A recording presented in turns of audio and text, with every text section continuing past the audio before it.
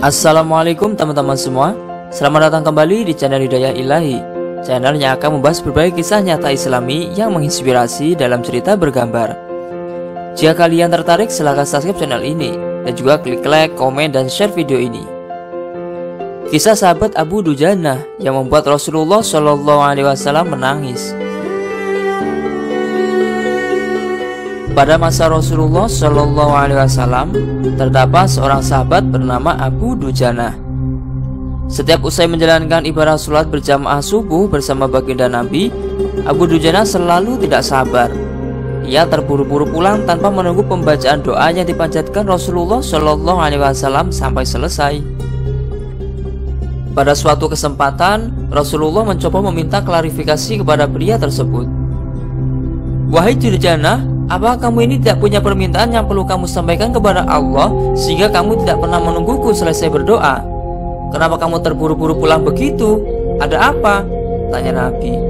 Abu Dujanah menjawab, Rasulullah, kami punya satu alasan." "Apa alasanmu? Coba kamu utarakan," perintah baginda Nabi.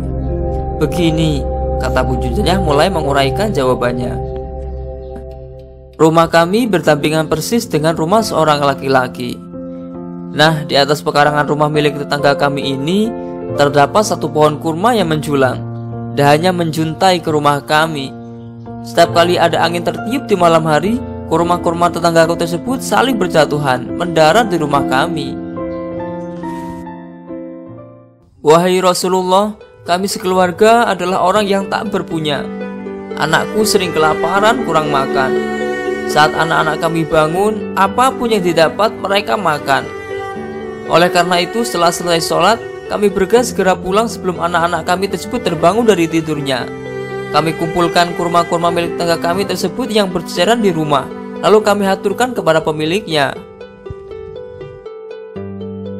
Suatu saat, kami agak terlambat pulang. Ada anakku yang sudah terlanjur makan kurma hasil temuan. Mata kepala saya sendiri menyaksikan tampak ia sedang mengunyah kurma basah di dalam mulutnya. Ia habis memungut kurma yang telah jatuh di rumah kami semalam. Mengetahui hal itu, lalu jari-jari tangan kami masukkan ke mulut anakku itu.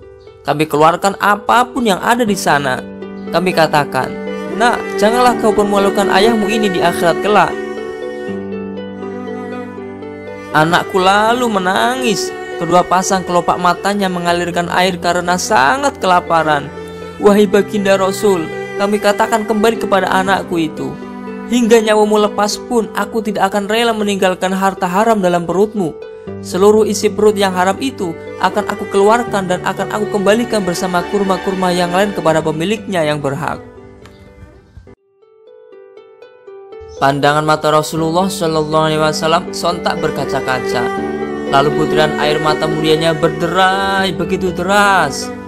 Baginda Rasulullah Muhammad SAW lalu mencoba mencari tahu siapa sebenarnya pemilik pohon kurma yang dimaksud Abu Dujanah dalam kisah yang ia sampaikan di atas. Abu Dujanah pun kemudian menjelaskan bahwa pohon kurma tersebut adalah milik seorang laki-laki munafik. Tanpa basa-basi, baginda Nabi mengundang pemilik pohon kurma tersebut. Lalu Rasulullah mengatakan, "Bisakah tidak jika aku meminta kamu menjual pohon kurma yang kamu miliki itu? Aku akan membelinya dengan 10 kali lipat dari pohon kurma itu sendiri." Pohonnya terbuat dari batu zamrud berwarna biru, disirami dengan emas merah, tangkainya dari mutiara putih. Di situ tersedia bidadari yang cantik jelita sesuai dengan hitungan buah kurma yang ada. Begitu tawar Rasulullah SAW. Pria yang dikenal sebagai seorang munafik ini lantas menjawab dengan tegas, "Saya tak pernah berdagang dengan memakai sistem jatuh tempo. Saya tidak mau menjual apapun kecuali dengan uang kontan dan tidak pakai janji kapan-kapan." Tiba-tiba Abu Bakar As-Siddiq radhiyallahu anhu datang, lantas berkata, "Ya sudah, aku beli dengan 10 kali lipat dari tumbuhan kurma milik Pak Fulan yang varietasnya tidak ada di kota ini. Lebih bagus jenisnya." Si munafik berkata kegirangan, "Oke, ya sudah, aku jual." Abu Bakar menyaut, "Bagus, aku beli."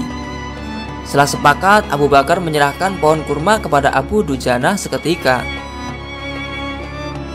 Rasulullah SAW kemudian bersabda, "Hai Abu Bakar, aku yang akan menanggung gantinya untukmu." Mendengar sabda Nabi ini, Abu Bakar bergembira bukan main. Begitu pula Abu Judana. Sedangkan si munafik berlalu. Ia berjalan mendatangi istrinya, lalu mengisahkan kisah yang baru saja terjadi. "Aku telah mendapatkan untung banyak hari ini. Aku dapat 10 pohon kurma yang lebih bagus. Padahal kurma yang aku jual itu masih tetap berada di pekarangan rumahku. Aku tetap yang akan memakannya lebih dahulu, dan buah-buahnya pun tidak akan pernah aku berikan kepada tetangga kita itu sedikitpun."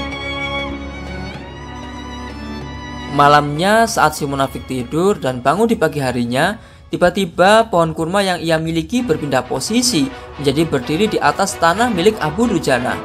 Dan seolah-olah tak pernah sekalipun tampak pohon tersebut tumbuh di atas tanah si munafik.